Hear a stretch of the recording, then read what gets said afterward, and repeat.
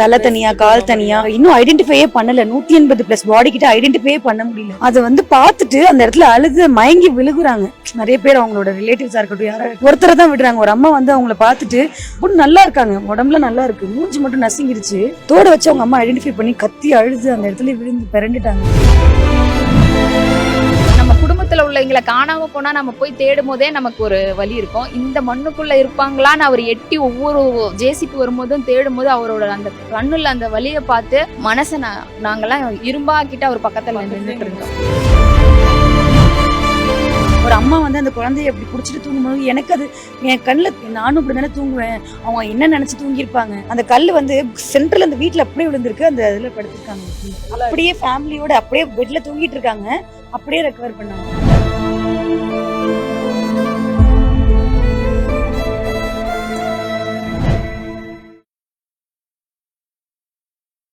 So Kerala வயநாட்டில் ஏற்பட்ட அந்த மண் சரிவை நம்ம பார்த்தோம். மக்கள் எவ்வளோ பேர் பாதிக்கப்பட்டாங்கன்ற விஷயத்தை கேள்விப்பட்டோம். ஸோ இப்படி பாதிக்கப்பட்ட மக்களுக்காக உதவி பண்ணுறதுக்காக தமிழகத்துல இருந்து யுவராணி அண்ட் டீம் வந்திருக்காங்க. வணக்கம். ஸோ தமிழகத்துல இருந்து கேரளா மக்கள் பாதிக்கப்பட்டு புரிஞ்சுக்கிட்டு இங்கே உதவிக்காக வந்திருக்கீங்க. நாள் ஒன்றுல இருந்து இப்போ வரைக்கும் என்ன நிலையில இருக்கு, நீங்க பார்க்கும்போது என்ன மாதிரி சூழ்நிலையில இருந்தது? ரொம்ப கோரமா இருந்தது சார்.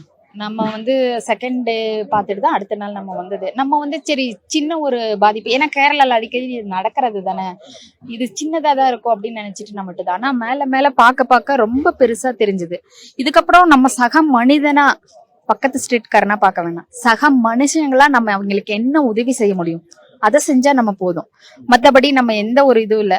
அந்த மன வருத்தத்தோட நாங்கள் ஃபீல்ட் ஒர்க்ல இருக்கோம். எங்களால் முடிஞ்ச உதவியை நாங்கள் எங்களுக்கு செஞ்சுட்டு தான் சார் வருவோம். ஒவ்வொரு நாளும் ஒவ்வொரு பாடி அது கிடைக்கிற அந்த குடும்பத்துல உள்ள ஒருத்தர் உயிரோட இருக்காங்க, அவங்க வந்து அங்க வெயிட் பண்றாங்க. அது தோண்டும் போது இந்த சைடு தோண்டுங்க, பெட்டு வரும்போது பெட்டு வருது, அதுல குழந்தை வருதான்னு இன்னைக்கு அதை பார்த்துட்டு நம்மளால ஜீரணிக்க முடியல. அந்த மன வருத்தத்தோட தான் சார் ஃபீல்ட் ஒர்க் பண்றோம். எங்களால முடிஞ்ச அளவுக்கு நாங்க ஃபீல்ட் ஒர்க் பண்றோம். மற்றபடி தமிழகத்திலயும் கர்நாடகால இருந்து நிறைய திங்ஸ் வந்துட்டு இருக்கு. அதெல்லாம் வாங்கி இங்க ஒரு முகாம் 2 முகாம் இல்ல, என்ன முடியாத அளவுக்கு முகாம் இருக்கு. அத்தனை முகாமுக்கும் நம்ம கொண்டு போய் அதை டிஸ்ட்ரிபியூட் பண்றோம்.